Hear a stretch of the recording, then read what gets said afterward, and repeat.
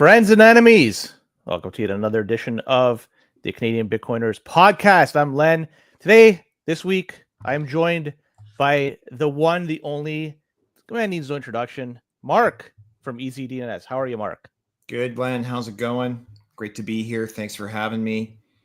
Appreciate you coming on. Look, for today in particular, I made sure I wore my EasyDNS shirt because I have to rep the shirt for the man who, gave me the shirt. So I appreciate you giving me the swag. And I wear it. I wore it at work today, so I showed it off. One person was looking at it. It didn't say anything, but he was looking. Either way. Mark, you're joining me because Joey is still dealing with the birth of his child. Everything is going well. Everything's great. He's just relaxing, trying to recuperate because for people who are unaware, Joey and his wife are now parents for the first time, and they're going through the whole process of learning what it's like to be a parent. It's tiring. It's exhausting. A lot of work, a lot of new chores that have to be done. Mark, you've done this before. You know what it's all about. So hey, I did my time. So yeah, my kid just shipped off to university. So I'm done. Well, you're never done, actually, but it's never a finished job. So anyways, that's why we buy Bitcoin, to help make at least the payments moving forward a little bit easier and ease that burden. And you know what, Mark, before we go any further, I think it's a good opportunity to ring in our sponsors. And we have EasyDNS as our first sponsor. And I don't think I could give it justice as to why I would use DNS. I would start up to be a customer or move my existing products over to them, or talk about the services in which EasyDNS offers. Maybe you could do it for me. So I'm going to pass over the baton to you and let you do it. I'm aging myself here if I riff on the old Victor Kayam commercial. You know, I remember that from Braun. I like the company so much I bought it. Yeah, I like the company so much I co-founded it. And it was just because we, in the late 90s, early internet, we were running into the same problem all the time. People couldn't control their own domain names. They were held hostage by their web host or by their ISP. And we wanted to set everyone free. And the mantra of EasyDNS has always been, we kill lock-in in all its forms. So as decentralized as the domain system can possibly be, we try to maximize that. And it's a natural fit for Bitcoiners. You might want to run a Nostr node. You might want to run, your own Lightning node or whatever under your own domain name. We do it to take, we use our own home-rolled system to take Bitcoin payments under our own domain. So you don't have to use a third-party service. So that's what we're all about. And we have the promo code for listeners of the Canadian Bitcoin podcast, and it's CBP Media, 50% off, I think, your initial purchase. Mm-hmm. So, and that's why you should load up your cart with a whole bunch of stuff, because you're going to maximize your savings. Yeah, by doing so. It's all fair game. There's something you didn't note that is very important, is that how many competitors have come and gone during the time in which you got into EasyDNS. You've been in this for over 25 years. And think about all the competitors that are just part of the world, and you just steamroll them, and here you are still standing doing your job. So yeah, we're still here. We've been around since 98. There's lots of domain registrars have come and gone, but also among the pure play DNS providers, I think we are among the last man standing, because pretty well all of them have been absorbed by larger entities and kind of ingested by one Borg or another. So check it out. Open an account, easydns.com. Use the promo code, as Mark mentioned, CBP Media, 50% off your initial purchase. We have a second sponsor, and that is Bull Bitcoin. The price of Bitcoin's not showing my block clock. Well, actually, it is right now, maybe. Let's see. Yes. Look at the price.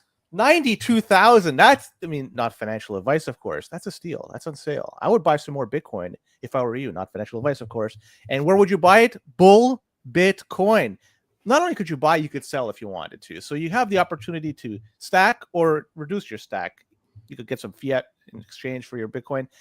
On-chain Lightning, they got you covered. The last block was mined. 5 sats per VByte was the average. I would suggest continually do it on-chain, because by doing that, at least you're not going to deal with the Lightning Eventually, you're gonna have to do it Lightning, but at least right now you can do on-chain buys. And Bull Bitcoin has you covered. You could also pay your bills. So if you want to say pay a car bill, Rogers bill, whatever bill you want, you can use your bill service to pay a bill with your Bitcoin. And another thing you could do with your Bitcoin, you could buy gift cards for them. So you can get like an Amazon gift card, Home Depot card, whatever. Look, Christmas is coming up. People have to buy gifts for themselves, for their family, for their friends. Why don't you use your Bitcoin to do that? And Bull Bitcoin will help you facilitate that buy. So check them out. And if you open up an account, use our referral code below, you're going to get $21 added to your account once you fund your account and provide the necessary information. Lastly, we have... Wait a sec. What's the code? I don't see the code. The code doesn't exist. It's a link. So you have to go onto our description below. And you do have that link. What's that domain? It's I want Bitcoin.ca, I think was that's the one. Yeah. Okay. And yeah, fuck, I totally forgot about that. I've been swamped with so many different things lately, but thank you for reminding me with that. Not to interrupt before you get to BitAxe, but I love Bull Bitcoin. I have like some contractors and stuff that want to get paid in Bitcoin, and I couldn't do it through a different Canadian exchange provider because they wanted to KYC everyone downstream from me that I wanted to pay in Bitcoin. And I thought, that's absolutely crazy. But with Bull Bitcoin, I just they just send me their Bitcoin address in their invoice. I put that in the buy and it just goes straight to them. No muss, no fuss. I love that about Bull Bitcoin. So, and non-custodial exchange, this is what you want. And we have Decentral Technologies. They're our third sponsor. Like you mentioned, you briefly hinted at the BitAxe. Look, the BitAxe, it's a great way to start and dip your toes into the game of Bitcoin mining. It's challenging to do if you don't know what you're doing. It can be very costly. So if you want to learn about it, why not get a BitAxe? It's quiet, it's efficient. You could run it beside where you sleep. You're not going to make a heck of a lot of sats, but at least you could do a solo mining, and every 10 minutes you are part of the lottery ticket to get one of those blocks rewarded to you. But if you don't want one of those smaller units, if you get something bigger, say an S19 or S21, they have you covered. Decentral Tech will be able to provide it to you. You get one that's going to be quiet. You get one that's a little bit noisier, but it's going to be giving you better terahash, so more sats per day.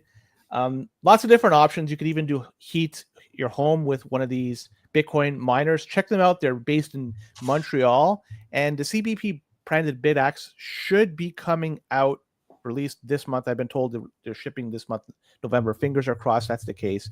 So check them out if you're in Canada and you want to learn about and you want to buy some miners for yourself. Decentral Technologies. I've used Decentral, like I've bought from them, and I must say they have excellent customer service, which is something I always appreciate. So shout out to them for that. Great follow-up, great delivery, great company. Just like EasyDNS, you got some great service in Bull Bitcoin as well. Birds of a feather. Yes. Now, I just wanted to check a few things off my list of things to do. So number one, I want to thank Dan Webb from the High Hash Rate podcast to come on last week to discuss, various things. But also, sadly, he informed us that the High Hash Rate podcast is going to be taking a hiatus. And I'm not sure for how long or if indeed it will come back, but he discussed it. And I'm very thankful that he was able just to disclose that information on our show. But big thank you to Dan for discussing that. Secondly, this week on Wednesday, I have a pre-recorded interview with Hero of Bitcoiner that's going to be released. I did it on Saturday morning, our time. It was his time Saturday night. He's in Australia. So considering the time difference, it was tough to schedule a time for both of us. But we managed to get it done. It's going to be released on Wednesday, the video at 7 p.m. Eastern, and the audio is going to be released on Thursday morning at 7 a.m. Eastern. And for those who aren't aware, Hero of Bitcoin made this game that's available on a whole bunch of different Game Boy platforms. It's like a 16-bit type style game, but it's based in El Salvador. There are NPCs like Samson Mao and Max is in there. So it's really cool stuff. And he, all from scratch. You could buy it, play it, check it out. There's even a demo available online. So I hope you enjoyed the interview. I certainly enjoyed it. So, and one last thing, Mark, before we go any further, we have some boosts we have received. I just want to read them off. I want to appreciate everybody that sent the boosts. All these boosts, I'm just going to pile them up and give it to Joey for his little one. So top WK1, 250 sats. He says, In the Army, my units had to account for every item and every penny. If you were issued something, you had to show you had it, or you had to buy a new one. Every item spent for travel, each cent had to be tracked. You paid a difference. So to see at the DoD level, they can't find 1.8 trillion of equipment or even how much they paid in salary or bought. This was with respect to a story we talked about last week, in that the audits, they failed every audit to date. The Pentagon has done that. It's a lot of money. Anyways, appreciate those sats. Wartime 333 sats. He says, congratulations, Joey, and a whole bunch of emojis. And I'm sure he's going to say thank you for that on behalf of him. Wartime also writes in 333 sats, a couple of beer mugs, so a big cheers. Right back at you, big guy. Mo BTC Dick, 500 sats. 100% in favor of bringing back the Bitcoiner and no coiner of the week. You know what? By popular demand, I think we'll have to do this very, very, very soon. Not this episode, but very soon. And last but not least, Mo BTC Dick, another 500 sats. He says the CBP circle is top tier. I enjoy listening to the guest host as much as yourself. Enjoy. Best Bitcoin hang around. Last week we had Boomer. This week we have you. 2 weeks ago we had Mr. Arnome. We're blessed. That's all I can say. We're fucking blessed. So, Mark, anything you want to get off your chest before we go any further? I had to do a little bit of a rant there with all these things I had to take care of. The 100K call during the show tonight is in jeopardy, but we're on for like an hour, 90 minutes. Anything can happen. This is Bitcoin, but I'm wearing the hat. Jordan Anderson gave me the hat in the last cycle, and I thought finally is going to be the time, but oh well. Kramer had to come out and say Bitcoin for the win, but that motherfucker. he jinxed it for everybody. Anyways, Boom Dusk was saying, when CBP video game with respect to Hero Bitcoiners, if anybody wants to go and program it, be my guest. As long as there's meets a few criteria, we'll be happy to let you go do it. But if any budding programmer wants to take a stab of it, go nuts. So, and last, he writes, an honor to be mentioned in a sentence with Arnome and Mark. Boom, you're part of the family, brother. So anytime you want to come on, and in fact, you're coming on hopefully next week. So, that 100K hat, Mark. It would have been a great time to unveil it and say we finally hit it. We're so fucking close. Hey, what was the number? Show's young. Where are we? No, I know. But I mean, it just puts things into perspective. Where like last I saw was 92,000. 2 weeks ago, 92,000. We would be laughing at that. Like, this is great. Now it's like, nah. But you know what? It's not a bad number to be at 92K. What was it wasn't that long ago, the August 5th Black Monday crash, like remember when Japan sort of boosted their central bank rate by like 15 basis points, and it was expected to be 10, and they blew up the entire global financial system. I was having lunch with Joey, like in Dundas, and we were just sitting there watching Bitcoin plunging like in real time. It dropped like, I don't know, $10,000, like between our appetizer and our main. And that was in August. And that was, and everyone, all the cool Bitcoiners remained calm, but where were we then? I mean, that seemed like, the whole just world a few days ago. Up. It was like we dropped from 65 down to like 55. Yeah. In one day. And where are we now? Like, is anyone actually fretting because we're at 91? No, 90. But even then, even 91, as Fringe Ginge BTC says, dips are for buying. And if we consider this a dip, which I do, stack away.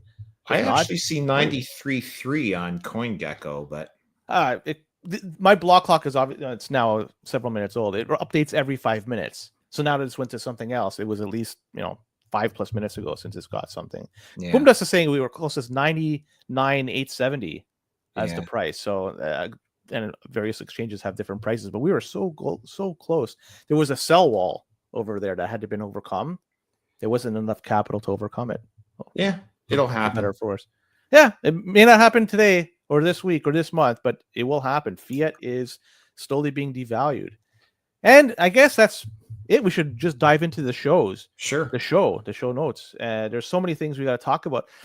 And number one, I want to just bring up a story there's some news that transpired this week. And even today, in fact, Rumble we're streaming on Rumble right now, so this is something that is kind of close to our heart. And Rumble announced that they have adopted a Bitcoin treasury strategy. They have said they're going to be allocating up to $20 million. This is hot off the wire not too long ago. You mean they're doing it? They're doing it. So Michael Saylor was talking to them, and so their CEO, Chris Pavlovsky, was hinting that they should adopt the Bitcoin strategy. He posted this on X. Saylor replied in a message saying that he'd be happy to discuss. I guess they must have had a powwow behind the scenes. And Rumble, just an hour ago or so, they announced that they're going to go ahead with the strategy of $20 million that they're going to be buying corn. And look, a lot of companies, they're doing this. This seems to be the thing that's in fashion these days. And even Rumble, when they first hinted at this a few days ago, their stock price, it jumped up a little bit. And investors were happy about that. And it's a darting move that a lot of Wall Street companies, they're doing. Just allocate some cash, buy some Bitcoin. To me, like from this seat, it seems like a no-brainer. You could allocate even a small portion of your cash into Bitcoin and just get a little bit of exposure, learn the art of self-custody. Don't rely on Coinbase like Microsoft. And then hopefully reap the rewards of Bitcoin as the price goes up, then potentially use that as an asset to borrow in the future should you need more capital. So either way, I want to just give a shout out to Predator because he also posted just not too long ago, he dug into Rumble's financials and he's saying that they're unprofitable. They're losing about $50 million, Mark, every quarter. Yeah, I was going to talk about that. Then I'm going to pass it over to you. Yeah. Then I want to hear your thoughts. I don't want to at the risk of channeling my inner Peter Schiff, and I mean, I have a lot to say about Bitcoin treasuries, right? I've been calling it the Bitcoin effect in the newsletter for months now, right? And it's part of there's a larger conversation here that both companies in general and countries are now doing the game theory about adopting a Bitcoin treasury strategy, right? MicroStrategy, obviously the grand poobah of all this, even though cough, cough, Easy DNS had a Bitcoin treasury strategy in 2013, but we're not publicly traded. So anyway, at the time MicroStrategy adopted this strategy, they had 560 million in cash on the balance sheet. I've always said they were admittedly sort of a middling data analytics company. They weren't exactly crushing it or hitting it out of the ballpark. They were kind of making a bit of money. Sometimes they'd lose a bit of money, but they were let's call it cash flow neutral or moderately cash flow positive. And they decided to do this strategy, and then they have gone more than all in on it. And then at the back of that sort of model that is MicroStrategy, you do have this functional data analytics company that's throwing off maybe about 160 million a year in recurring revenues that I've always been thinking in the back of my mind that this could be used to build out a Bitcoin economy infrastructure company, right? Using Lightning, using whatever. It made a lot of sense.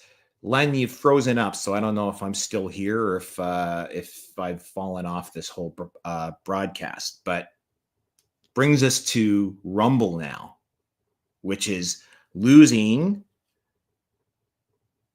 Did I just lose Len? Mark, I'm still here. You're still here? Did you lose me? No, my thing just froze for whatever. I could still hear you. Okay. Fine. Yeah. All right. So I was just talking about sort of MicroStrategy as it kind of made sense, and it still makes sense. And there's still this functioning cash flow positive company behind it that could leverage all this Bitcoin they've accumulated into whatever, like a Lightning network and financial play. Rumble is losing $30 million a quarter, right? They're burning their cash. They've got 85 trailing 12 months, 85 million in revenues, cost of revenue, $143 million. They are negative $57 million in gross revenue. Their operating income is negative $142 million trailing 12 months. They're burning all this cash. They do have 160 million cash on the books. They're burning 30 million of it a quarter. and you're telling me they're going to take 20 million of this and put it in the Bitcoin. Okay, I get it. You know, the stock has gone up, but I'm kind of stodgy and old fashioned. You have one job when you're a company, and that's to be profitable. Like they should do that first. I think Bitcoin treasury strategies are for profitable companies trying to figure out a way to reinvest their earnings, right? Do they buy another company with it? Do they buy back their shares with it? Do they issue a dividend with it? Do they do some sort of shareholder return with it? And one of those now is to put that into Bitcoin. So I see the pop. I don't really see it doesn't make the most sense to me for Rumble other than, just a manipulation of the share price, which I guess is okay. It's kind of the game when you're public, I suppose. But if it was my shareholder money, I could have just bought Bitcoin straight out instead of buying the Rumble stock. I don't know. It just it makes sense for a lot of these other companies that have adopted Bitcoin strategies, right? Semler Scientific and Metaplanet, and they had money sitting on the sidelines.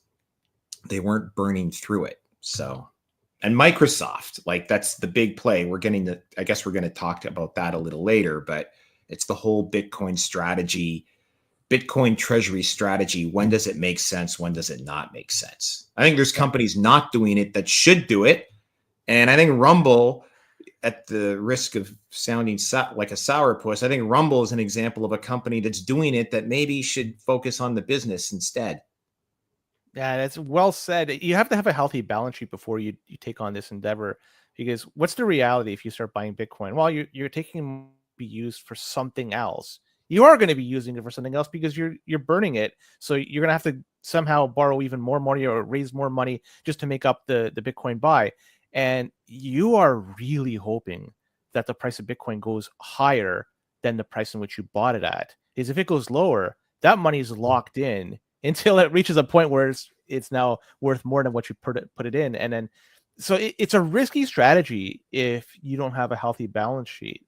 And with respect to EZDNS, I mean, are you able to talk about how difficult it was to start a Bitcoin strategy some 11 years ago? It was simple, and it was actually very compelling because we just did it. We didn't go out and buy Bitcoin. Our Bitcoin treasury strategy was always just take payments in Bitcoin and don't convert them to fiat, right? So that was it. So the transaction volume was so low that we didn't miss it. We didn't need that. What little transactions were coming in Bitcoin, we didn't need that money to run the business. So we could just leave it and just sit on it, right? Boomer pointed out in the chat that MicroStrategy is doing a lot more than just holding the Bitcoin. Like they have these initiatives that are underway, like the MicroStrategy One and these different things that they're trying to build on top. My sort of crib notes have always been that I think MicroStrategy wants to become the Microsoft of micropayments. Like I think that's ultimately where all this goes. They kind of become this financial institution built on a hyper Bitcoinization standard. And Len, what you said multiple times when you were talking about it, this is what I can never get across to no coiners. Bitcoin is a balance sheet play, right?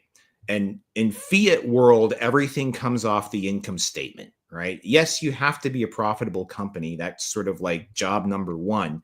But your valuation and your multiples and all of that generally come off of the income statement. What are the earnings, if any?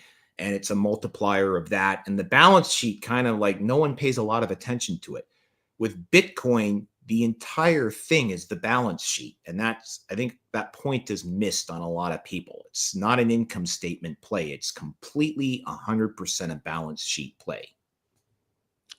And it's something you're just going to leave it there. I don't think somebody or a company is going to be using that to trade. Depending on the jurisdiction in which they reside in or they're operating in, there's capital gains taxes are going to be applied when you buy and sell. So really it's just a buy and hold for the most part, and then for a long term, and then use it in the future. To me, it makes sense to allocate for companies that have healthy balance sheets, a small amount, a really small amount. I'm not telling companies out there or advising them, not that I have any sway, to ape in. It doesn't make sense. Especially, look, just today it went from like 96,000, 97,000 to 92. If you can't stomach that type of drop in just a few short hours, you have no business being in Bitcoin. But a small amount may give you the opportunity just to learn about it and to understand the nature of it, the price swings and everything that goes along with it. Let's be honest, it's now like a $1.9 trillion asset. It only took 16, not even 16 years to get here. It's incredible. It's been a wild ride for people who have been in it for a long period of time or even a short period of time. And for every company that buys in and starts learning about it, they're hopping on for a really crazy fun ride. But they got to just put things in perspective. It's not going to make their company wealthy in a very short period of time, but it's not going to make them poor as well. Just put a little bit into it, stack away, learn how to hold your own keys. That's one thing. I mean, that for me, and I don't want to go on a tangent, but I'm going to have to. MicroStrategy, why don't they hold their own keys? It's not a regulatory thing. Tesla doesn't use somebody else. They hold their own keys. So it's a choice that they've made to have somebody else hold it. They use Coinbase to custody your Bitcoin. Could you imagine going out there, raising all this capital, tens of billions of dollars, and purchasing? They have something like 300,000 Bitcoin in their balance sheet. I could be wrong. And they have 380,000 Bitcoin in their balance sheet. And they're having somebody else control the keys to that. That's asinine to me. Well, I'll be devil's advocate on that conversation, right? I mean, we're all Canadians here. Well, I mean, I'm sure there's some that aren't, but we all know who Gerald Cotton is, right? And so, I mean, there was a guy with a Bitcoin balance sheet treasury strategy who held his own keys, and look where that got them. So, I mean, it's not an apples to apples comparison, but when you have that much Bitcoin on the balance sheet, I could understand the business case logic. I mean, it might not even have ever been up to Saylor. I could see the board saying, all right, you really want us to do this? Then we are going to have professional institutional grade custody, or, this isn't going to happen. It may not have even have been his decision.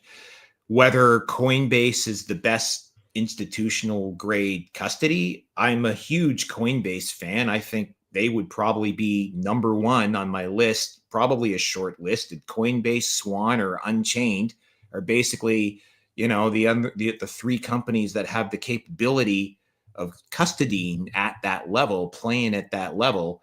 I know Coinbase takes a lot of heat around here, but the list is pretty small. I wouldn't put it with Robinhood or Citadel, right? Wouldn't put it with the Fed. They got hacked, right? So, I get the business case logic to say, look, if we're going to go all in and bet the entire farm on this, then, we're not going to let Michael Saylor walk around with a ledger in his pocket that has all this. It doesn't have to be a single individual that has all the keys. It could be a multi-sig situation. It could be time locked. You could do a bunch of strategies to ensure that it's not stolen. And that same type of risk of it getting stolen is now being handed off to a third party. So rather than just having them control it and trusting themselves, they're trusting a third party. Mark, I love you. I wouldn't give you even 0.1 Bitcoin to hold on for me. And just imagine that. And to me, like 0.1 is a decent amount. It's not my whole stack, but I wouldn't even give you that to hold on for me for the future. Like I wouldn't trust that. For 100%, I control my own destiny. And MicroStrategy could do the same thing. So, if you look at how they could get their Bitcoin back, they now hold it with Coinbase. I don't know what the mechanism is to get the Bitcoin back. They must send an email, send some specific codes, comes from a whole bunch of different people. Well, that same type of thing could be a multi-sig done yourself. And you're limiting a third party from holding on to it. So I'm just looking at this. When you're talking about an asset, if they're talking this thing is going to be $1 trillion assets, $1 trillion on their balance sheet, what it's going to be worth in the future, and they're having somebody else hang on to it. Imagine like buying up gold and just putting in a vault in London and saying, "Don't worry, I trust you guys." Ask Russia that. Well, everybody who holds gold at scale has to do that. That's the beautiful thing of Bitcoin. You don't have Yeah, to. I know. That is the beautiful thing of Bitcoin. But like everyone, I mean, gold has always had a custodial issue, right? And a transportation issue, moving it from, it solves the problem of space, right? That's time and space. That's fiat and gold. So anyways, MicroStrategy, we could talk about them. Today, they made some more waves because it's been announced that they bought more Bitcoin, what the heck is it, 55,000 Bitcoin. Incredible. They just keep going in. And this is part and parcel of their recent initiative, right? They're going to be raising $42 billion. And they now hold 386,000 Bitcoin. And, well, Coinbase holds it for them, so they have claim to it. It's a lot of Bitcoin that, that's associated with them. And they're borrowing this money at like a very reasonable rates. Did you see that they got 0% convertible senior notes that are going to be due in 2029? $3 billion of that. Like, if somebody's going to be offering a CBP that type of offering, I could guarantee you wouldn't buy corn. So if anybody's out there listening and wants to give us some really favorable rates like that, no brainer, we'll take it. And then, we'll see you in 5 years when it's time it's due. So not sure if you want to add anything to that. Yeah, just I meant to look it up before the show. Like it blows me away that MicroStrategy can borrow billions of dollars at lower rates than the US government. Thank you, Broomer. 4.3% on the US 10-year. Now I know this is a convertible and like US Treasury paper isn't backed by anything and everybody knows it. But it even almost tells you there that MicroStrategy shares are a more tangible backing for debt paper than US T-bills. And so it's the other interesting thing is that it's they mature in 2029. So that's outside that 4-year cycle, right? Like Saylor knows, and that comes up again later. And in one of the other stories we're talking about, that there's this almost institutional knowledge or belief, whatever, that anyone who holds Bitcoin for 4 years has never been underwater. I mean, I think there was a couple of days during the nadir of the crypto winter last cycle, 2022, when there were some people who would have been underwater after 4 years, but that kind of went away within 30 days of that. So the bonds mature in 2029. They are redeemable and callable back after December 4th, 2026. So if Bitcoin keeps going up, he's never going to let those convert. Probably he's probably just going to redeem them back and like buy back his debt and reissue debt again and just keep kicking that can down the road. It's brilliant. It's absolutely brilliant. There's a Richard Byworth podcast. I can put it in the show notes where he sort of explains all of the mechanisms of the of how these convertibles work, and just the sheer like snowball flywheel effect that he's making with this. And we all kind of know it, but he puts a really good fine point on it. And the convert, it's 4 years out at $672 a share. So it's almost like, I was trying to wrap my head around this because now it's at like 400. I think it closed at this morning. He's almost writing his own call option that he gets to redeem before it goes into the money. I don't quite know how to explain it, but there's something just sheer brilliance about it because of that hard cap on the Bitcoin puts that floor underneath it. It's going to keep going up. And it's the Hugo Stein's play, right? The guy from Weimar, Germany, who just levered up and bought everything in Germany practically because he knew the mark was falling apart.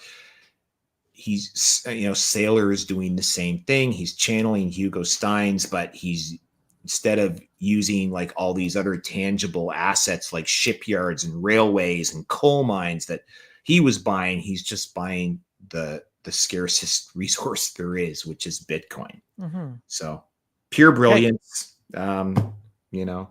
It's like he found the cheat code in order to accumulate more and more Bitcoin without really impacting the bottom line of the business, and just continually borrowing and then adding more debt and just rinse and repeat. It makes sense as long as this works. I mean, I'm not just trying to say it may not work in the future. I just don't know. This is a world that I am not privy to, and it's hard for me to wrap my head around everything that's going on there. So I'm not to say just investors be worried. It's just I have no fucking clue. That's the reality of it. So it's working great for him. And I said this before and I'll say it again. I wish the best for MicroStrategy, and I wish the best for Saylor. I don't want either of the two to fail. I prefer them that they both succeed and to succeed tremendously. But to be honest, a lot of this is outside my control. I just watch things just play out before me. I have nothing to do about this. So great play by him. It is. I avoided, I kept my subscribers on the newsletter out of MicroStrategy for the first year and a half, because I thought I just don't like levering up to buy Bitcoin when you can just own Bitcoin and own the miners if you want that sort of leveraged exposure to Bitcoin. And then last, I guess, July, we added them to the portfolio because we just said they were in the toilet, and we just thought the whole space was in the toilet, even though Bitcoin was clearly in a bull market again. And was just like, okay, let's just not argue with it. We're adding MicroStrategy. I started to understand a little bit more about what he was doing, and then it has exceeded our expectations. I mean, now I think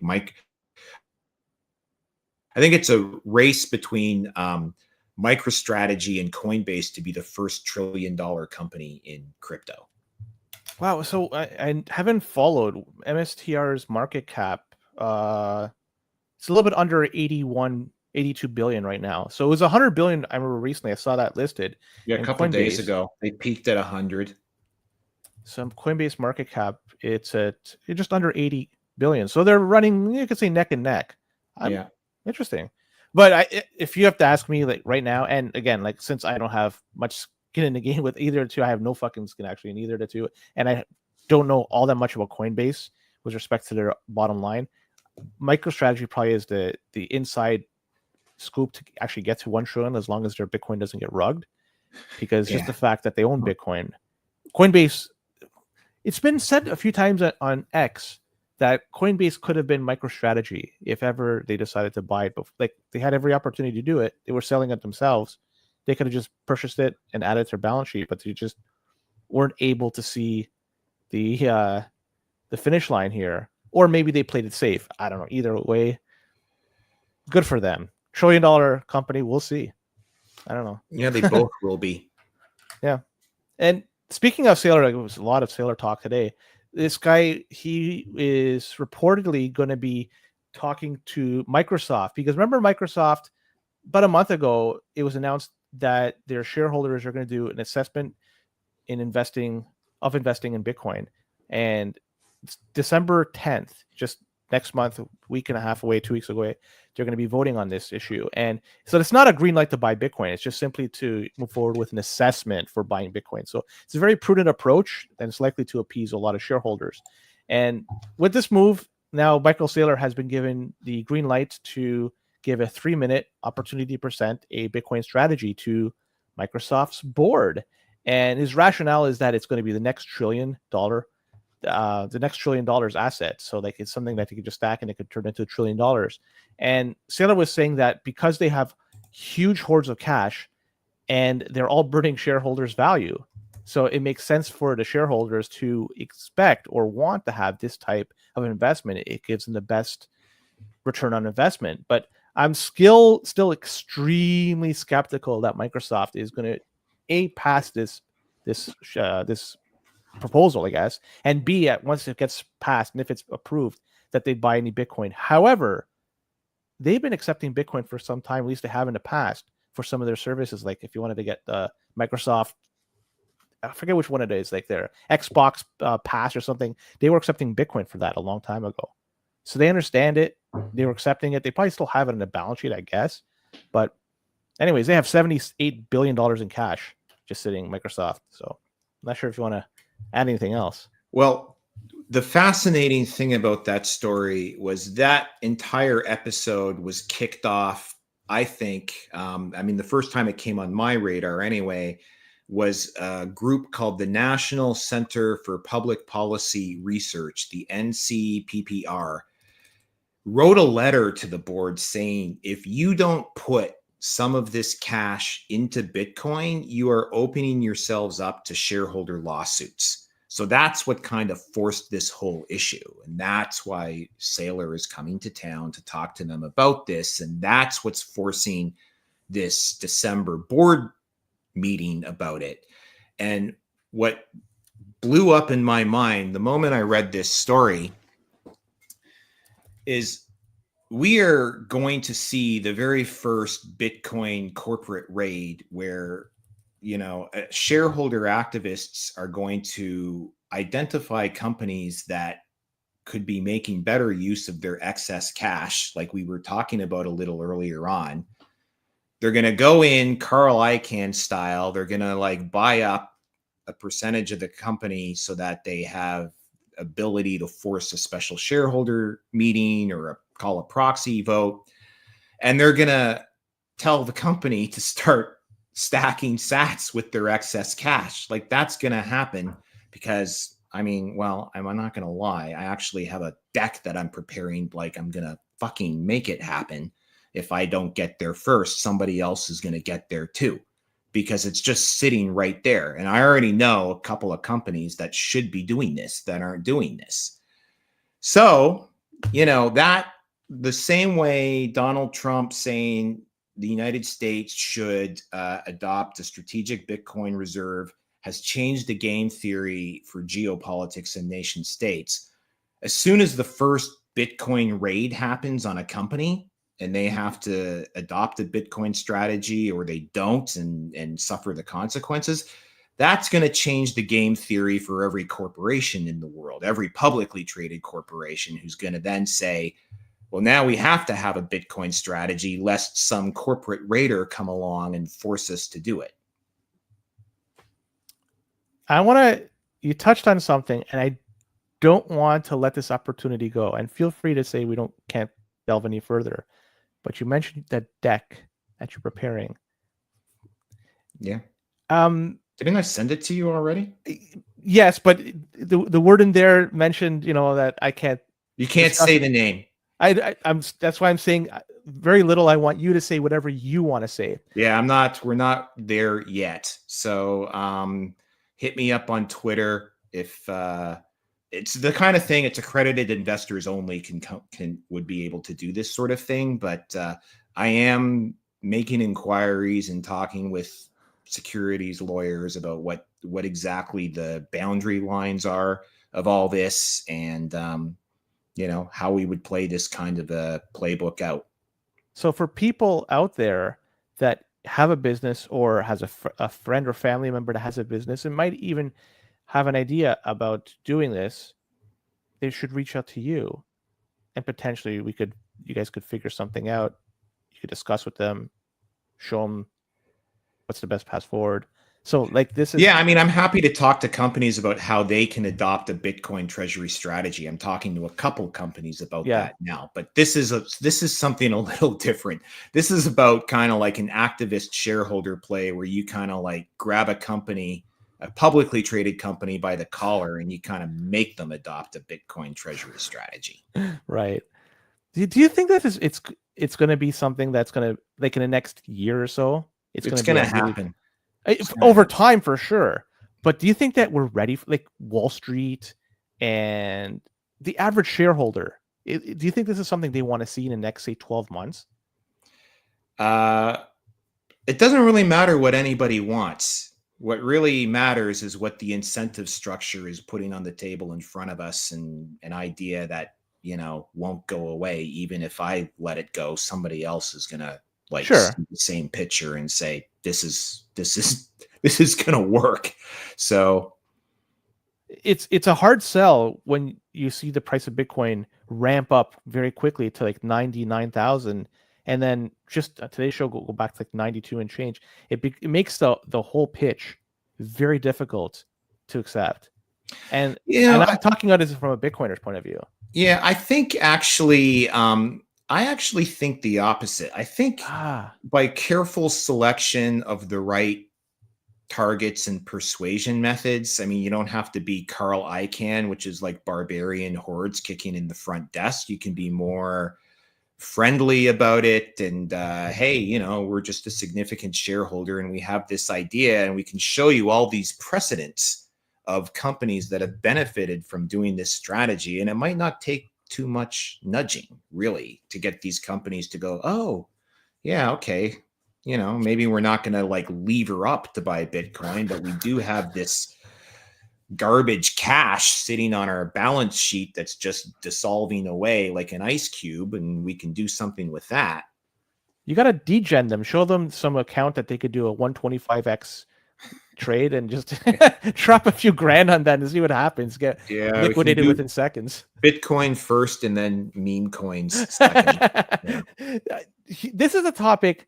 There's not much I could say, and I'm hopefully you could talk about it. Is Cantor Fitzgerald this past week? I'm not sure if you followed what's going on, but number one, they acquired a 5% stake in Tether, and you and I talked about Tether behind the scenes. I'm not sure if you want to give some insight what your thoughts are on Tether, but I just wanted to just set the table for you. Cantor Fitzgerald, they 5% stake of Tether, $600 million deal. Now, Len Math tells me that's a $12 billion valuation. That's good, bad. I don't know what it is. It's just what it is. That's what the math tells me. So, they also announced a Bitcoin financing business back in July, a $2 billion Bitcoin financing business back in July. Now, I'm going to just pass it to you because I'm not sure if you're going to run with this for another 30 minutes, but I have a feeling you want to say something about each Cantor Fitzgerald and Tether as well. Actually, I have not done any work on this story prior to this thing the way I have on some of these others. Like the Tether has been just this big question mark in my mind for about 2 years now, right? It's like we've talked about it, the three of us, how they're like among the top 10, top 20 treasury paper holders in the world right now, something like that. Does that make them untouchable or does that make them a target, right? Like some people say, oh, you can't touch Tether because they own so much treasury bill paper. But, you know, I kind of, every time someone says that, I think about the Knights Templar, right? They held a lot of debt from the sovereign back in the day and probably thought they were untouchable. And then the sovereign just burned them all at the stake and tore up the debt. So that was the end of that. Will that happen to Tether? I don't know. Someone like Cantor Fitzgerald coming in, there's this phrase, I can't remember who described it originally. It might have been Doomberg, actually, who talked about the bezel, right? So that in communist countries in the Eastern Bloc where corruption had been so woven into the fabric of society, it was called the bezel. That was kind of like the lubricant of the corrupt financialized system, right? And this kind of smells to me like Tether has ingratiated itself into the bezel of like Wall Street and Washington and you know and they did it. Like the big question is, are they fully reserved or not? That's really all it comes down to. If they are not fully reserved, they are a fraud and they've gotten away with it. If they are fully reserved, it really doesn't matter how badly we think they're a shit coin. They're fully reserved. It's as advertised. Where I can't wrap my head around them being fully reserved is when you go back to the FTX bankruptcy, where Alameda and FTX were like the largest or the second largest receiver of Tether, right? What's Boomer saying? This deal is about showing Tether that they need to play ball. Cantor is in deep with Trump. Yeah, like it's That's a good point. deep state politics, right? And so I just can't believe I don't remember the number from FTX. Somebody might know it. It was like 17 billion or 20 billion Tether were supposedly issued to Alameda and FTX. And you're telling me that Alameda and FTX, who at the time were swirling the drain, selling client Bitcoin to try and keep themselves alive, right? Which was putting a cap on the Bitcoin price. Are you telling me that they sent Tether 17 or $20 billion or whatever it was so that Tether could keep that peg fully reserved and backed? Like, I just don't buy that. And so if there's a 17 or $20 billion hole there, then how many other holes are there? And again, like you look at, everyone says, oh, Tether issues attestations. Like, yeah, but that's not a real thing, right? Attestations. I can get an attestation from some virtual bank out of Vanuatu that says I've got like $100 trillion of something behind me, but it's just an attestation, right?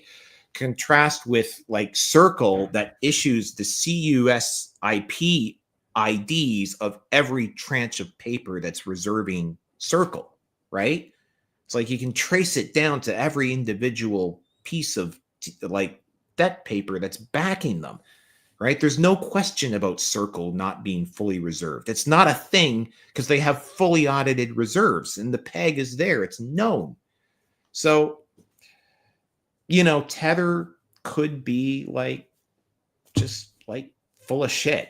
And if they are, and Cantor's buying into them and the SEC's backing off of them, it's like then everybody knows they're full of shit and a fraud, and it's just all part of the deal. And that's not, you know. So how does Cantor play in this whole deal? Clearly, they must have done their due diligence before they park $600 million into this company. How much does Cantor have like under management? Like, I have no fucking clue. I wouldn't even have a guess. Like, is $600 million a lot of money to Cantor? Right? I think 600 million is a lot, period. But what the fuck do I know? I don't know. Not to Microsoft. Like Microsoft, it's like a rounding error, right?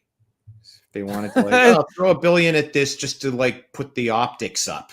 I don't know, right? But and still, if the investment is indicated across a bunch of other people behind the scenes, then I don't know. Like, I really don't know. I should have looked at this a bit more before we came on, but I didn't. And so I don't know that much about Cantor Spiegel. So assets under management, they're saying $13.2 billion. Okay, so 600 million is a good chunk then. Like you don't want to vaporize 600 million if that's like, you know, call it 5% of your 7% of your. When we're saying 3.5 billion, the website I used to get it, and I'm posting it here, was the CantorAssetsManagement.com. Maybe it's the wrong. I don't know. Either way, it's just, you know, low billions. You know, it's single digits or maybe very low double digits. I don't know. Just you're looking at this and you're wondering, is there something more to it? And I've always suspected something's up with, you know, I have a feeling Tether is fully backed. I'm not saying that they're not. You think they are fully backed? Yeah. Okay. I'm in the camp, and I could be the only person in this camp, could be just me in here, that they're becoming, I want to say competitor to the United States dollar, but at least they have the ability to use it in ways that the United States can't.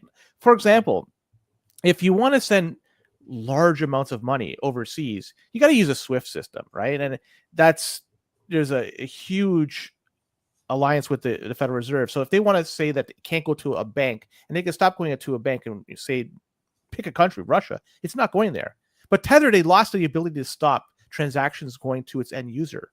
If somebody is using Tether and wants to send tens of billions to an end user in Russia, Tether has the ability to stop it, but not the United States or the Federal Reserve.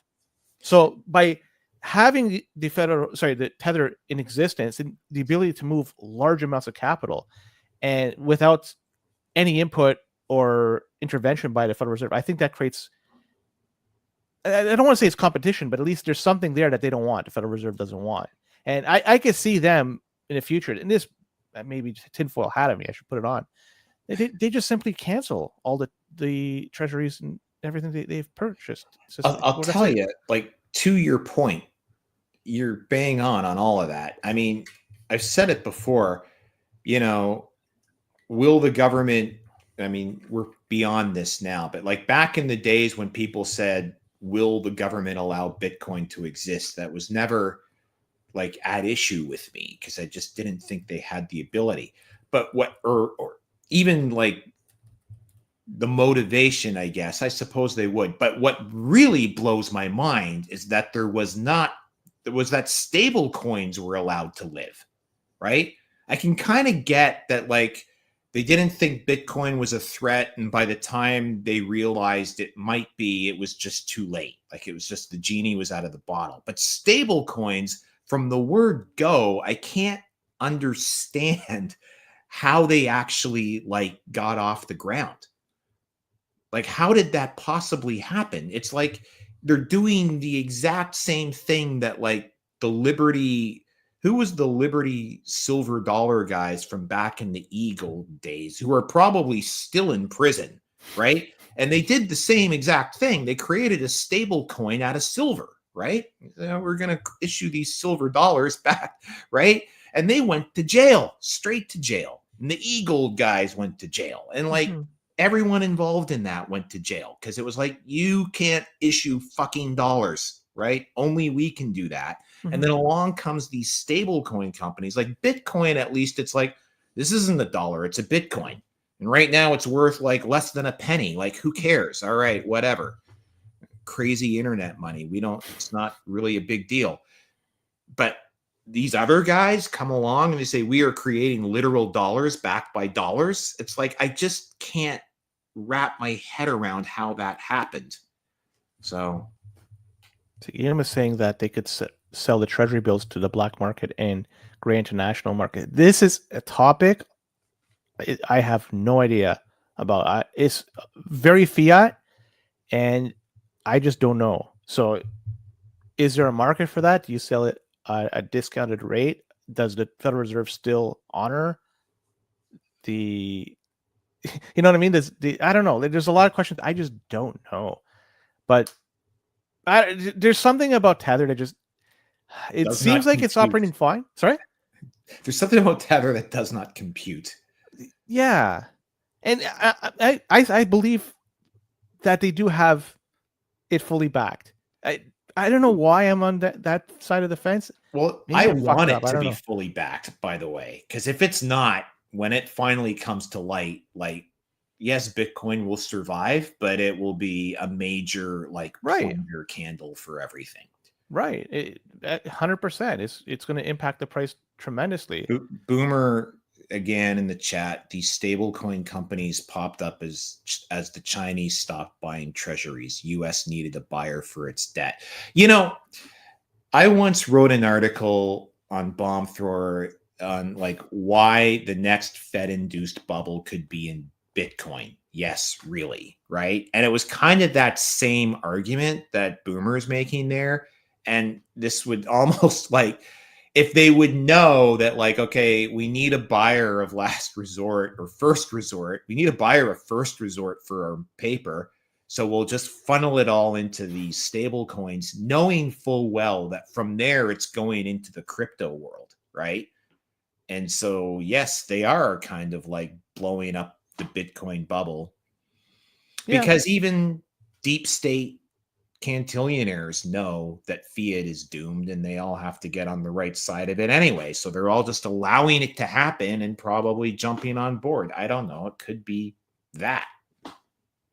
I always wonder, they did quantitative easing just a few years ago. So if there's no buyers for bonds, they'll just buy the government bonds themselves. I mean, I talk about the central bank Well, will buy that's the. total monetization, which has happened, but that's like then inflation goes into triple digits if you keep doing it, right? Like you basically that's the starting gun for real hyperinflation. Good point. See, a lot of this, it's beyond me. This is why I buy Bitcoin, and I'm the left side of the bell curve. That that kind of just the eyes are wide apart, and I don't care where the price is or what it's doing or what's going on around me. I want more corn. I'm That's the it. one who looks like the anvil dropped on his Yeah, head. that's me, man. Yeah. That's me. Mark, we're an hour in. This is the end of the Bitcoin side of things. Don't get off, Mark, because we're just transitioned seamlessly to the notable stories, the rest of the news. And for people listening in, we'll be back at this tomorrow. For people watching this, just stay here because we're just going to, as I mentioned, seamlessly transition to the rest of the news. So with that, take care. And not sure if you have any parting words, Mark, for the Bitcoiners out there. No, I mean, keep on stacking. And don't be a cuck. And be a cuck. That's it for the Bitcoin stuff. So here we are, the notable stories, and lots of notable stuff is going on out there. And I guess we'll lead off, Mark. And first off, thanks for sticking around for this. This has been awesome that you've been here. Gary Gensler. Finally, we have a departure date. This has been something that's been dangling in front of us for some time. It's that carrot we've been trying to munch on. Well, we finally got a bite of it. January 20th is the date he's going to be leaving. And this is the inauguration of Donald Trump. I'm wondering if this is by design that it's done the date. You can't fire me, I quit. So there. Like that's pretty, I think to me it's pretty obvious because he knew he was finished. And he's like, okay, you know what? I'm not going to give you the satisfaction of firing me on day one, which was one of his campaign promises. Yeah. So that's exactly it. I was going to mention that Trump's been saying that day one he was going to fire Gary Gensler, and I want to bring in Jerome Powell into this, but I think he also wants to get rid of him immediately. But Jerome Powell is digging in his heels and saying, it's not going to happen, at least not the way you think it's going to happen. So. With respect to Gensler, though, do you have any thoughts about him? Does he leave any sort of legacy behind that you could talk about? No, I mean he was in a couple of ways he was like Alan Greenspan, right? Where Alan Greenspan wrote, he was an Ayn Randian fan who was like wrote that essay about gold as sound money, and then presided over that whole era of the Fed and the, almost the demonetization of gold and the demonization of gold. And he just sort of like, he went against his ideals. And Gensler was like teaching courses about Bitcoin at MIT and then became the most crypto. Here I am talking about crypto and Bitcoin as if they're sort of in the same space. I know that's a little bit of a blasphemy, but digital asset space, he was one of the most hostile people toward it. And I heard one argument that Gensler wasn't really anti-Bitcoin. He just perceived the crypto space, especially the crypto space, to be really saturated with scammers. And I mean, FTX and Celsius and 3AC, like they all proved it, right? So maybe he was like, he really does believe in the space, and he was trying the way he thought to, purify it, cleanse it, root out all the criminal elements. And Bitcoin, I mean, he threw up the roadblocks for such a long time and then eventually just relented and let it go. I don't know if it was because he saw the writing on the wall or if he was, getting a flame under his ass by Larry Fink. I don't know. That just, the greater powers just said, you're going to pass this because we want it.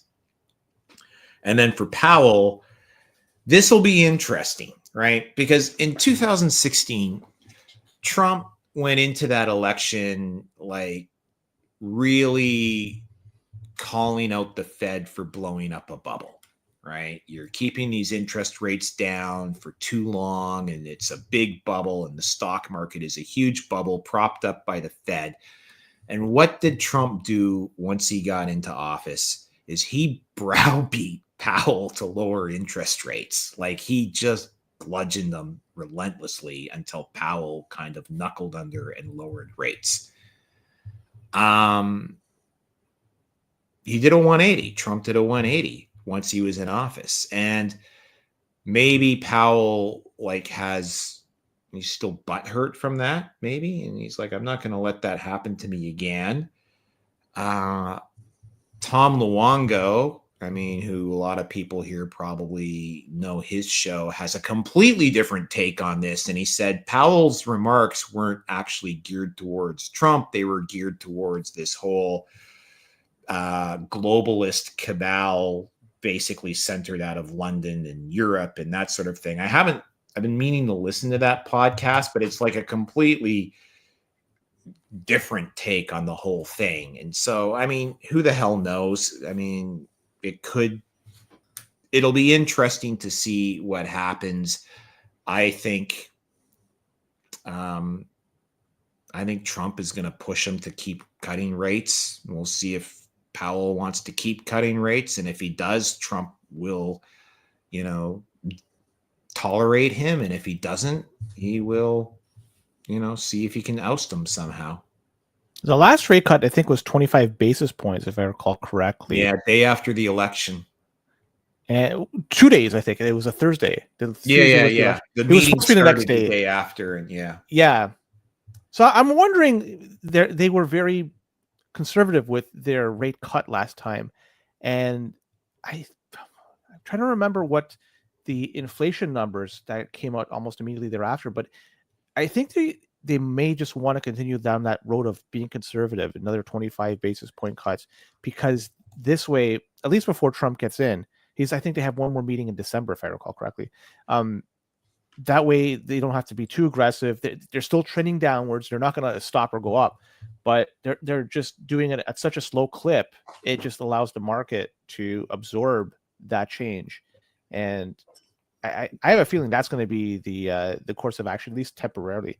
But I always just want to preface this: what the fuck do I know? I'm some guy. If they really are serious about inflation, they shouldn't even be cutting rates. Let's get real here. Inflation is higher than the CPI is reported. Everybody knows it, and they're justifying it by saying, "Oh, they got to get the labor market going." But I like to borrow money at low rates. So if they want to keep lowering, let them lower, because I think I can outrun inflation with my assets. But most people, a lot of people can't. And inflation is a problem for a lot of people. And I think any central bank that is really serious about inflation would not be cutting right now. But all the central banks are cutting right now because there's too much debt in the world, and they've painted themselves into that corner that people have been saying they painted themselves into for years. Yeah. They can't. Michael's. Oh, sorry. Yeah, they can't not only raise rates, which is actually natural clearing rate for interest should be way higher than it is now. They can't raise them. There's too much debt. They can't even hold them steady because there's too much debt. The central banks are fucked. That's just all there is to it. So they're going to have to lower. Inflation's going to go the other direction. And, this is why we Bitcoin. Well, Michael's saying that cutting rates into a strong economy, even small cuts, is a bad sign. Yeah. And if they were serious about inflation, they wouldn't increase the money supply. They ensure that it doesn't go higher. And they would say, the taper now? Is the taper still a taper, or are they just tapering the taper? And it's like, and something else that has to come up is the debt ceiling was suspended temporarily until the next election. Well, next election took place. Now next president is going to be sworn in. That debt ceiling is now going to be something else. It's going to be dealt with. I think something happens there in January. But now the Republicans now control both the House and Senate and the presidency, so they could do whatever they want. Just one thing. I know it's going into the weeds here, but Bog Miles says, Calgarian who moved to El Salvador a year ago, I don't miss the snow. Have you ever been to El Salvador, Mark? No, I have not. You got to make it somewhere on your list of things to do, because Have everybody I know that have you ever been? never, no, but I'd love to. And everybody says that they've gone there, they absolutely love it. So definitely check it out. Because people are going to lose their shit when inflation Q2 2025 is 5%. Boom Dust is saying that. So yeah, he also said underneath that nobody is ever going to talk about the debt ceiling ever again. Yes, absolutely right. Like this performative theatrics around every debt ceiling showdown always cracks me up. And it doesn't matter if like one party controls the house, or if it's like a kind of like a gridlock. The debt ceiling will always be raised, right? There is no debt ceiling, it's right? a There is fictitious a thing. ritual ceremonial performance called the debt ceiling dance that happens, but there is no debt ceiling. It just goes up forever. Let's go to the notable north. We'll go into Canada. There's a story that came out, Mark, that just a few days ago, Prime Minister Trudeau is saying that $250 is going to be airdropped to Canadians. And this is going to be given out to folks that earned less than $150,000 in the year 2023. Also of note, Mark, this money was only going to be given to people who have worked in 2023. So if you have been retired for the whole year of 2023, you are ineligible to get that $250. Just want to say out there. So on top of that airdrop money, they're going to be applying a GST holiday between December 14th and February 15th. And it's going to be applied to a whole bunch of basket of goods, such as prepared foods, restaurant meals, snacks, beer, wine, and children's clothing, footwear, children's toys, books, Christmas trees as well. It's on a list. I would like to say that, remember, this starts in December 14th. Might be a good time to stock up on Christmas trees come January, because the market, it historically collapses over there. And plus you throw in this no HST on top of it. It makes a great time to stock up and sell 10 months later or so forth. But for those who want to know how much this measure is going to cost Canada, it's going to be $1.6 billion strictly for the GST holiday and $4.7 billion for the $250 given out to everybody earning less than 150K in 2023. Total revenue Canada raked in. Just want to give this some perspective. Remember, 1.6 is going to be lost from the GST revenue, and 4.7 billion is going to be given away. Canada, just 2022, 2023, took in $447 billion. So this equates to 1.5% of that, just all the revenue that they collected a few years ago. Dollars are going to be given to eligible Ontario taxpayers by the Ford government. So here in Ontario, we're going to be raking it in. I'm not sure if you have any thoughts you want to. Is this like election posturing? Like this, this always blows me away when governments grant these insulting pittances of asswipe money to people, thinking that it's going to like change the way they feel about the government. I mean, one guy in the just posted that program is insulting to Canadians, Michael Schliwa. It is. It's an insult, you know? And like, I don't know what they're thinking, because there is such a level of disenfranchisement and even, I would say, rage amongst the Canadian public with the government of the day, that to think that this is going to assuage their, you know, there's dissatisfaction about it. But you also reminded me of this other thing, and maybe you talked about it on the previous episode and I missed it. There is also a business rebate that's supposed to go back to small businesses. Right. That is delayed because they have to. Is it delayed because they're figuring out how to tax it? So Correct. They're going to tax your business rebate. Now, don't need to interrupt. No. Freeland was saying on Twitter that she says taxes are not going to be applied to that. So they backtracked on that because that was literally blowing up in their faces on that one. Mhm. So this government is just the most tone deaf, gaggle of bureaucrats you've ever seen in your life. They just don't get it. They've destroyed the economy. They're trying to buy our votes back with our own money, right? Carbon rebates, GST tax rebates, business rebates that were until yesterday taxable themselves. Like, this is just, par for the course with this government. It's the wonders never cease. And it has been talked about. Somebody mentioned to me today on my work.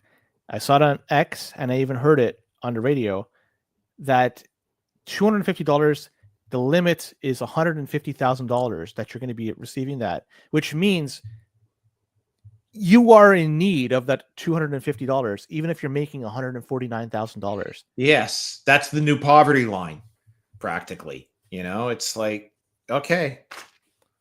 Incredible that things have changed in a very short period of time.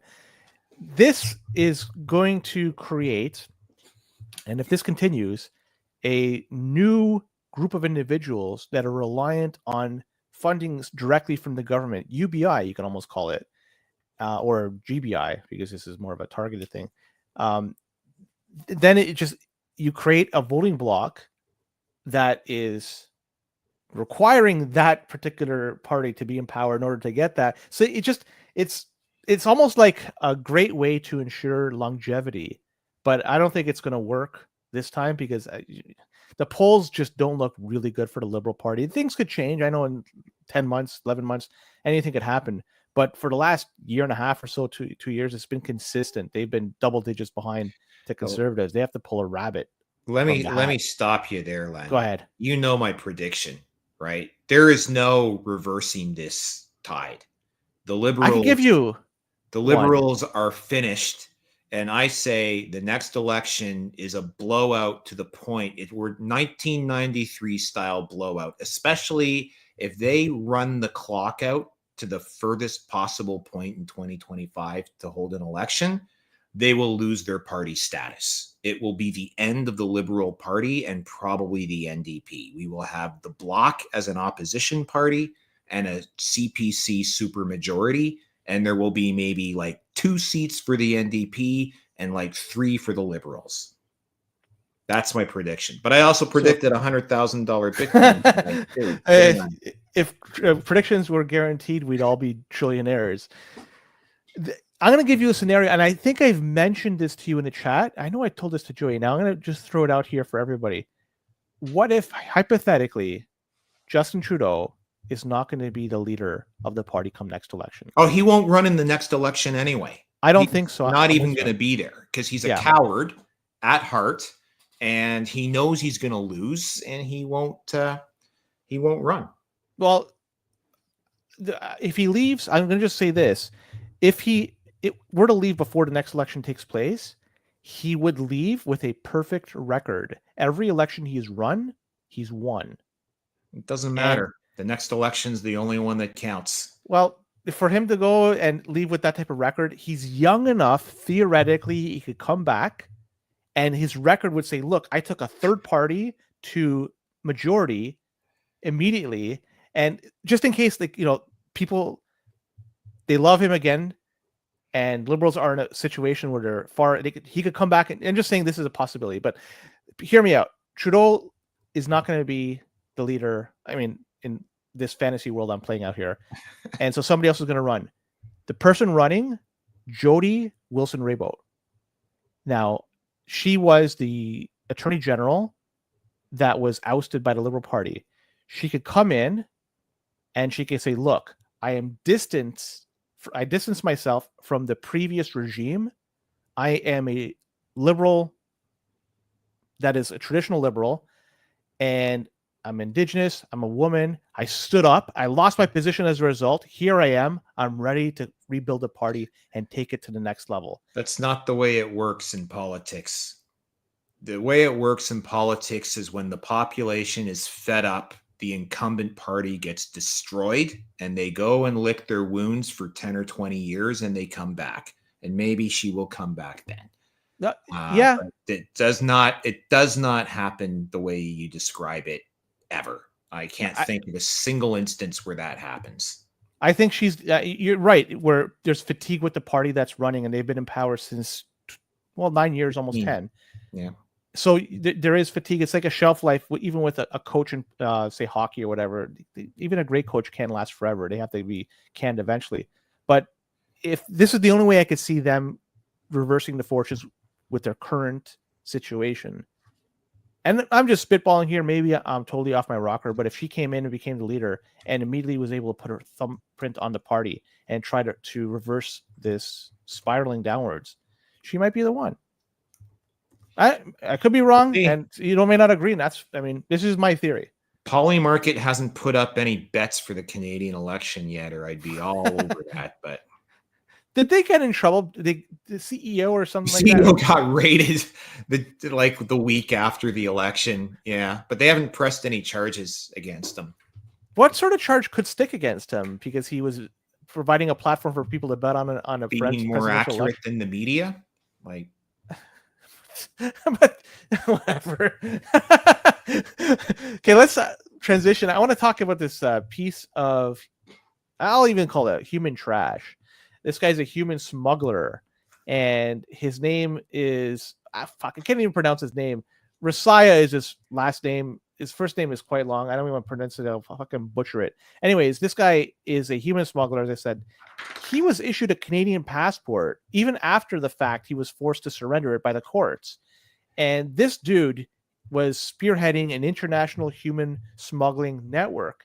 And he was even, after pleading guilty February of 2023, was forced to wear an electronic ankle bracelet, to wait for the trial eventually, because he was smuggling in Sri Lankan nationals from the United States into Canada back in 2021. In fact, some people died on the St. Lawrence River from at least allegedly, from one of his endeavors.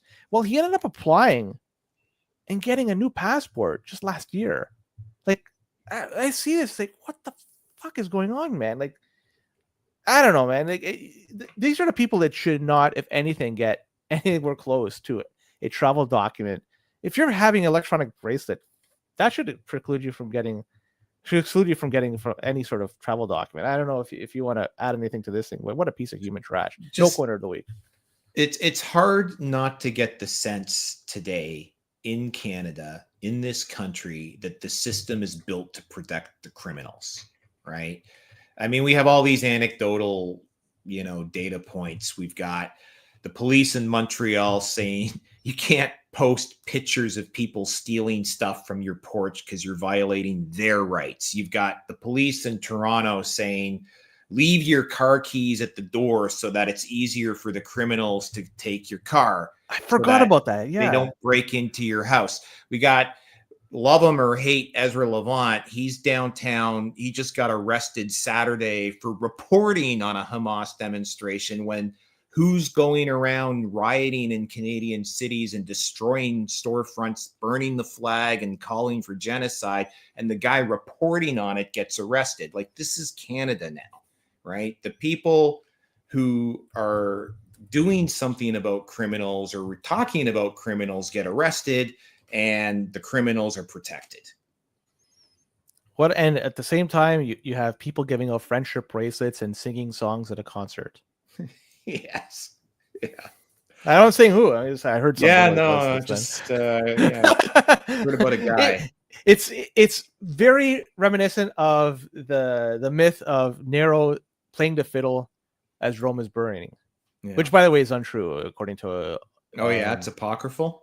It's apparently he was in his hometown, when the Great Fire of Rome took place, and in fact, he was even offering up shelter to people that were impacted from the fire. So yeah, whatever the case may be, that's apparently it's myth, but it just seems like it's happening. You're just kind of playing the fiddle as you're watching cities go down, as riders go out smashing windows just indiscriminately. I'm gonna smash this window, boom, done.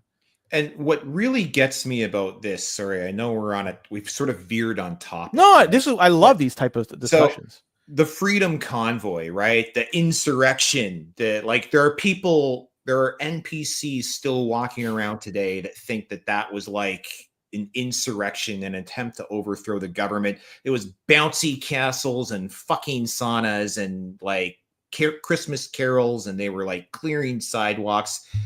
Every media talking point smearing the truckers has been debunked. We know it is all false. It was all fake.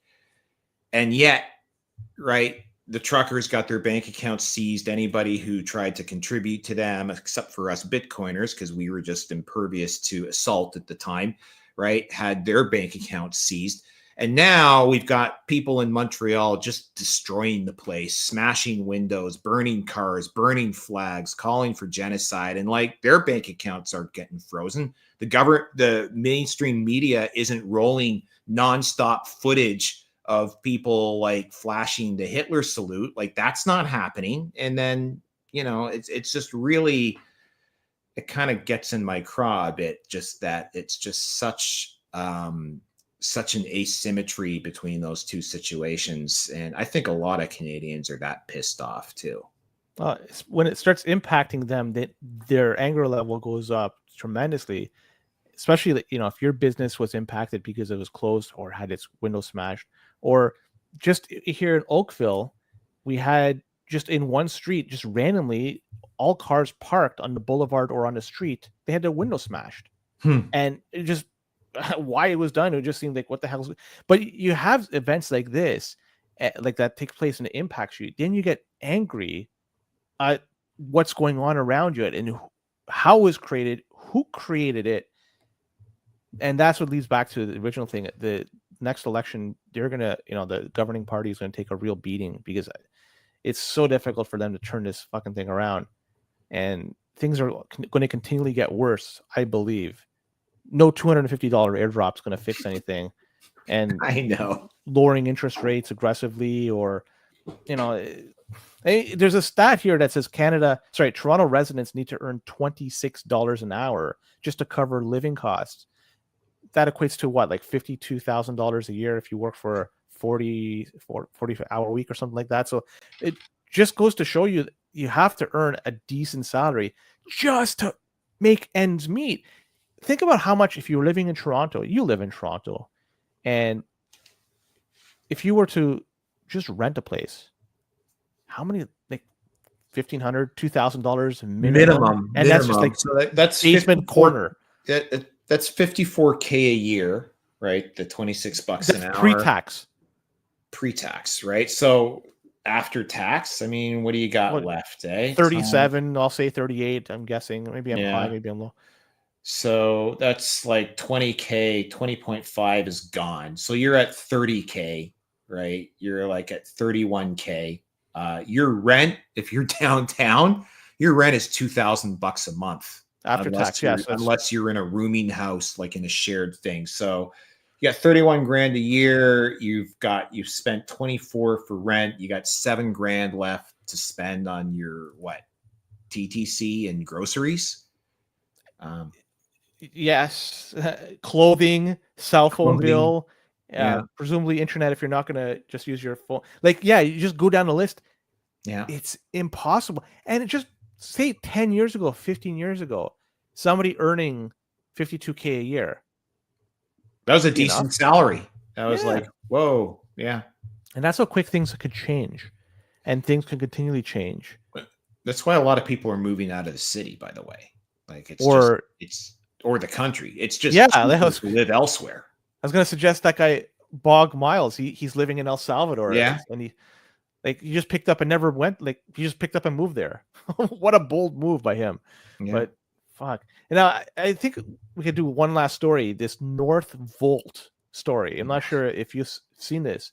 And for people who are unaware, North Volt is a Swedish battery maker, and they announced that Northvolt did in 2023, last year, that it would invest $7 billion in Canada, in their Canadian operations. And the Canadian government and Quebec government would each pony up $1 billion for the first phase of construction. Well, Northvolt, they have filed for bankruptcy. And so The investment in Northvolt was part of several offerings of production credits to 13 battery companies and automakers. So the government of Canada was not just giving them some sort of credit, but it was also in total 13 battery makers and companies. And $56 billion was earmarked in total for all these 13 companies. This is maybe a sign of things to come. Maybe the battery industry is advancing too fast for itself. It needs to progress on its own through just natural progression, just natural momentum. And there may not be a need for these batteries right now. I know there's a push in a lot of jurisdictions to get rid of internal combustion engine cars, such as Canada, California, and even parts of Europe. But is there enough battery capacity out there to like create these batteries, cobalt, lithium, copper, and shit like that, to make massive amount of car batteries and recycle them too? And B, is there enough power that's been generated or being generated to energize these batteries? A lot of places, they're trying to incentivize us to not use peak energy, like to use energy during the daytime, because they don't have the capacity to provide electricity. So they're trying to force us to use electricity at night. That's fine and dandy without having all these cars plugged into our sockets. Now you plug them all in, and it may tip the scales where, oh shit, we have brownouts or blackouts. Like, I don't know. This whole thing is just it seems to be a push, a forceful push, but I don't think it's ready. It should just go on its own. Whenever it gets there, and then let the market decide. I'm not sure if you want to add anything to that. Yeah, I mean, I think like I echo the sentiment. Like, I think eventually, we're going to switch off of fossil fuels over the course of the next, I don't know how many years, if for no other reason than, we're using it up more than it's being produced, right? Like, we're running out. I mean, not anytime soon with shale and fracking and stuff like that, but there's going to be this natural market dynamic that will move off of fossil fuels, and it will be driven by incentives, real incentives, right? If we really want to have electric cars all over the place, like I've heard some stats, I don't have the exact numbers, that like a typical Toronto neighborhood can't have more than 2 electric cars or 2 or 3 electric cars, Tesla Model S's plugged in, because the grid can't handle it, right? Like, my neighborhood here just browns out all the time, right? But if everyone's got a Tesla in the driveway, you can't power it, especially if there is a war on fossil fuel operations.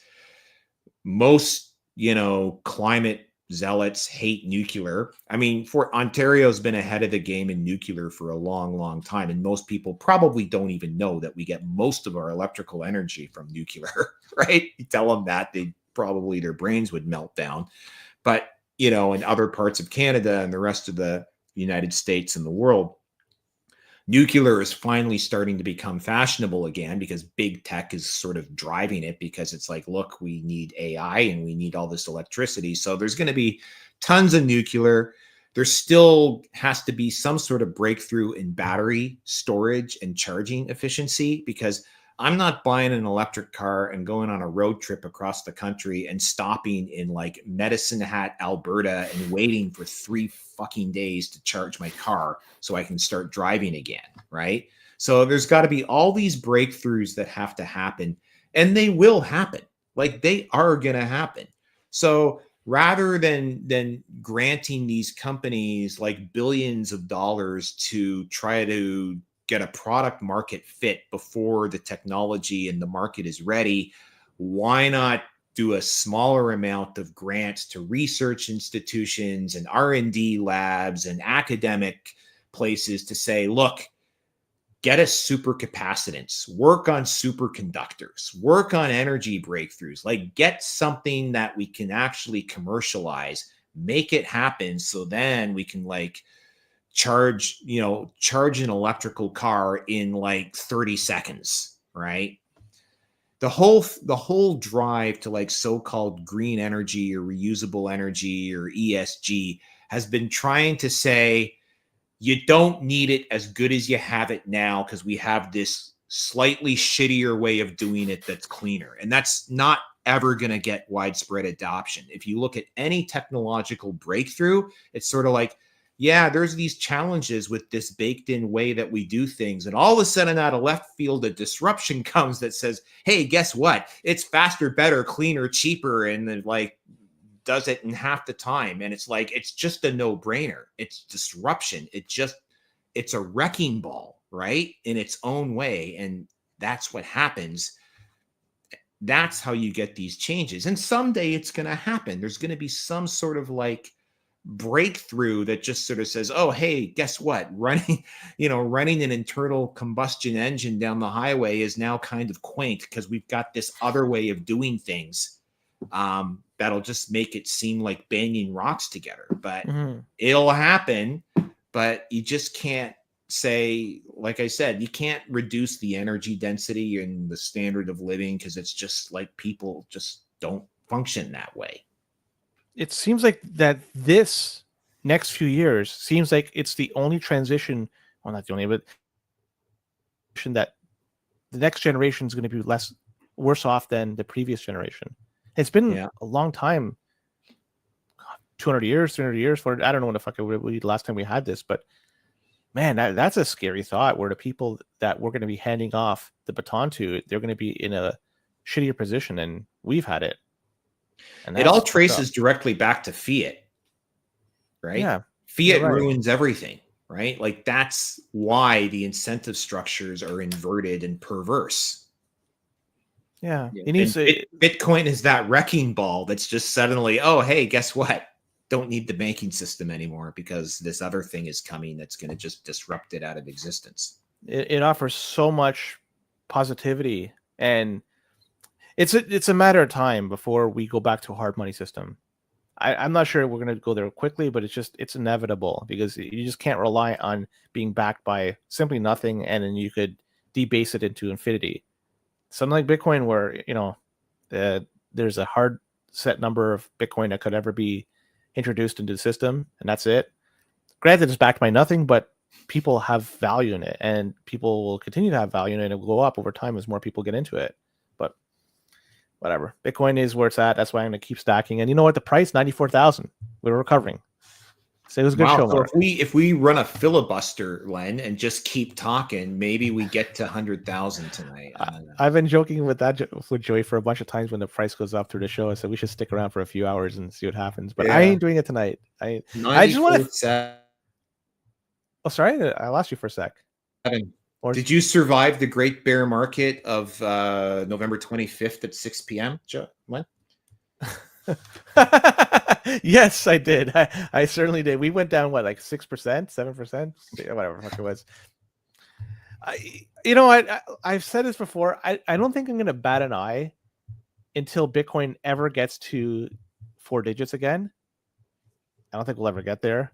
But if it ever gets there, then I'll probably bat an eye. But even then, I'm still stacking away. Like there's got to be some serious issue to prevent me, like SHA-256. Like there's a bug in it or something, like something in there. Like, and even then, we'll probably just quickly transition. But I'm gonna stack forever, man.